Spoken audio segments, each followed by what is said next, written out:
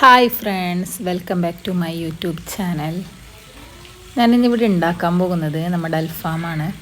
അപ്പോൾ അതിനുള്ള സാധനങ്ങൾ എന്താണെന്ന് നോക്കാം. ഒരു ഉള്ളി, ഒരു തക്കാളി, പിന്നെ ചെറിയൊരു പീസ് ഇഞ്ചി, പിന്നെ കുറച്ച് വെളുത്തുള്ളി, 2 പച്ചമുളക്, പിന്നെ കുറച്ച് മല്ലിച്ചപ്പ് കുറച്ച് അധികമായാലും പ്രശ്നം, എൻ്റെ കയ്യിൽ ഇത്ര ഉള്ളതുകൊണ്ടാണ്. അപ്പോൾ ഇതിൽ നമുക്കൊരു മിക്സീൻ്റെ ജാറിലിട്ട് പേസ്റ്റാക്കി അരച്ചെടുക്കാം. അങ്ങനെ അരച്ച മിക്സ് ഒരു ബൗളിലേക്ക് മാറ്റിയിട്ടുണ്ട്. അപ്പോൾ ഇനി ഇതിലേക്ക് ചേർക്കുന്നത് കുറച്ച് പൊടികളാണ്. ഒരു 1.5 സ്പൂൺ വരെ ഗരം മസാല ചേർക്കുന്നുണ്ട്. പിന്നെ കുറച്ച് വിനാഗിരി, ആവശ്യത്തിന് ഉപ്പ്. പിന്നെ ഇത് നമ്മുടെ മന്തി മസാലയാണ്. ഇത് പുറത്തുനിന്ന് വാങ്ങാൻ കിട്ടും, അങ്ങനെ വാങ്ങിയതാണ്. അതും നമുക്കൊരു 2 സ്പൂൺ വരെ ഇതിലേക്ക് ഇട്ട് കൊടുത്തിട്ട് നമുക്ക് നന്നായി ഇതൊന്ന് മിക്സ് ചെയ്തെടുക്കാം. പിന്നെ ഇതിലേക്ക് ഒരു ചെറിയൊരു കളറിന് വേണ്ടിയിട്ട് റെഡ് കളറും കൂടി ഇതിലേക്ക് ആഡ് ചെയ്യുന്നുണ്ട്. കുറച്ച് ചേർത്തിട്ടില്ലോ.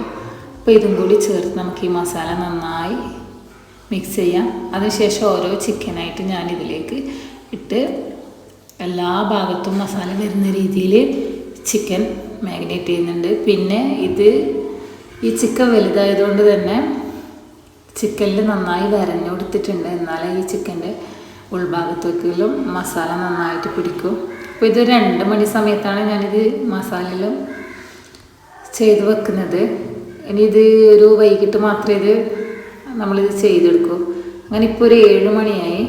അപ്പം എൻ്റെ കയ്യിൽ ഗ്രില്ലില്ലാത്തതുകൊണ്ട് ഞാനിത് പത്തിരി തവയിലാണ് ഇത് ചെയ്യുന്നത്. ഇതൊരു ഹാഫ് കുക്കായതിന് ശേഷം ഞാൻ ഇരുമ്പിൻ്റെ ചീനച്ചട്ടിയിൽ വെച്ചിട്ടൊന്ന് മൊരിച്ചെടുക്കുന്നതും കൂടിയുണ്ട്. അപ്പോൾ അതെങ്ങനെയാണെന്ന് നോക്കാം. അങ്ങനെ പത്തിരി പാൻ വെച്ചിട്ടുണ്ട് ഞാൻ.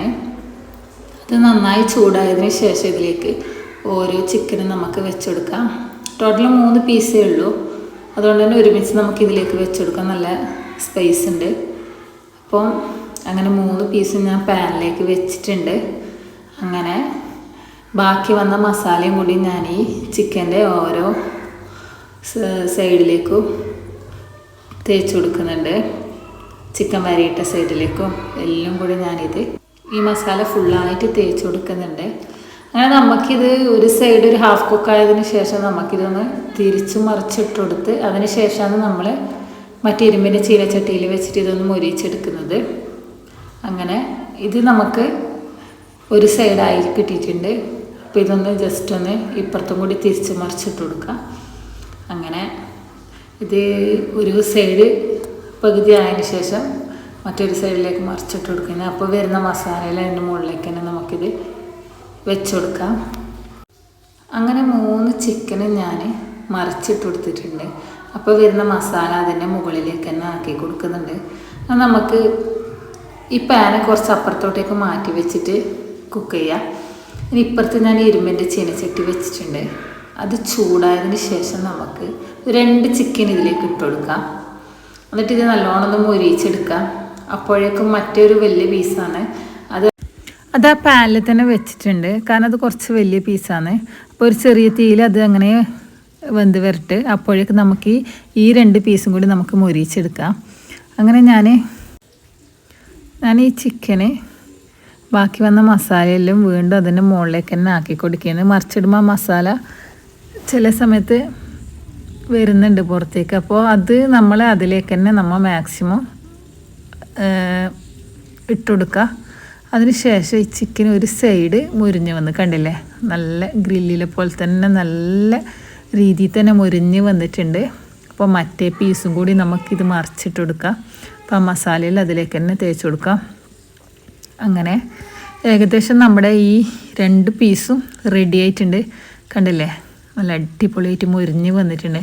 അപ്പോൾ ഇത് നമുക്കൊരു ട്രേയിലേക്ക് മാറ്റി കൊടുക്കാം.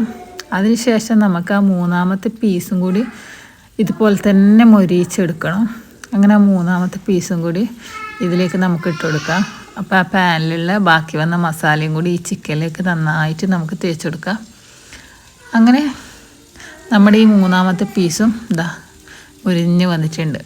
ഇത് ഗ്രില്ലിൽ ചെയ്തത് അല്ലാന്ന് ഒരിക്കലും പറയില്ല, അതുപോലെ തന്നെ മുരിഞ്ഞ് വന്നിട്ടുണ്ട്. കണ്ടില്ലേ. അപ്പം എല്ലാവരും ട്രൈ ചെയ്ത് നോക്കാം. അടിപൊളി ടേസ്റ്റാണ്. ഫീഡ്ബാക്കും അറിയിക്കുക. ചാനലൊന്ന് സപ്പോർട്ട് ചെയ്യുക, സബ്സ്ക്രൈബ് ചെയ്യുക. വീണ്ടും വേറൊരു ഡിഷായി നമുക്ക് വീണ്ടും കാണാം.